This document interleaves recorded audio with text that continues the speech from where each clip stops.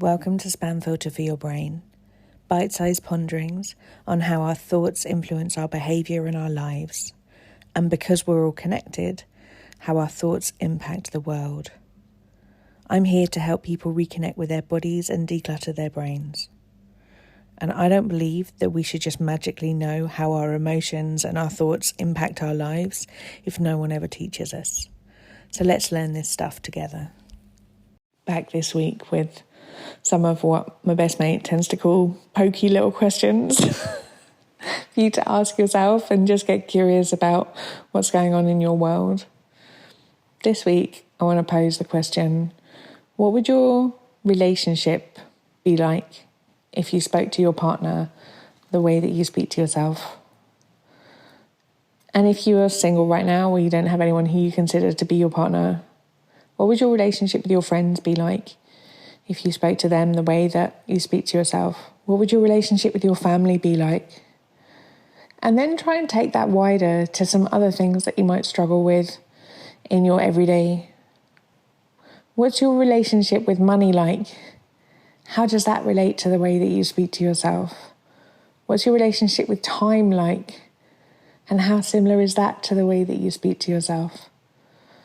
Most of us are pretty prone to being pretty unforgiving and pretty mean when it comes to the way that we speak to ourselves, the grace that we cut ourselves, the way that we hold ourselves to account for things that may or may not have been our fault.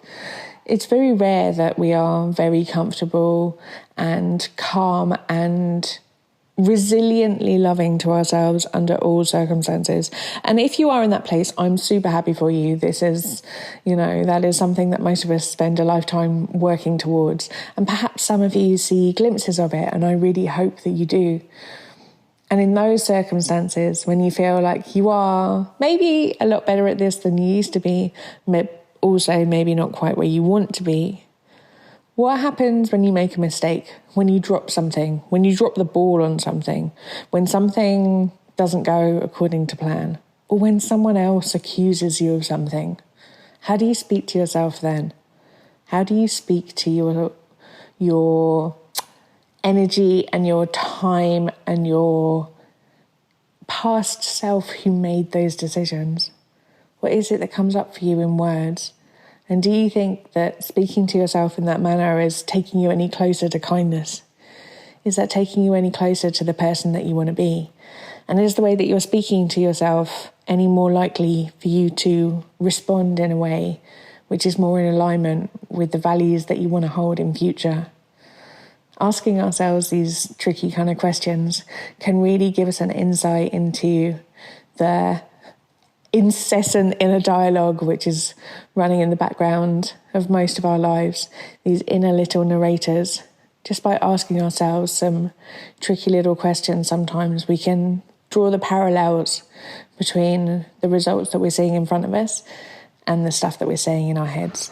So I hope that some of these questions can be really useful for you to have a little sit down and ponder with, maybe with a pen and paper if you have time. I'd definitely recommend finding the time. And I look forward to speaking to you next week. If you're enjoying what you're hearing on the podcast here, I would love to invite you to Self-Care School. Self-Care School is a membership site where we have group coaching calls every week. We have a whole load of courses that you can dip into for whatever suits your needs. We have courses on confidence, body image, timekeeping, how to manage big emotions, overwhelm, loads and loads of stuff in there. You can kind of pick out whatever you want to work on. There is a big library of workbooks, which includes journal prompts and questions for you to be able to apply this work to your own life.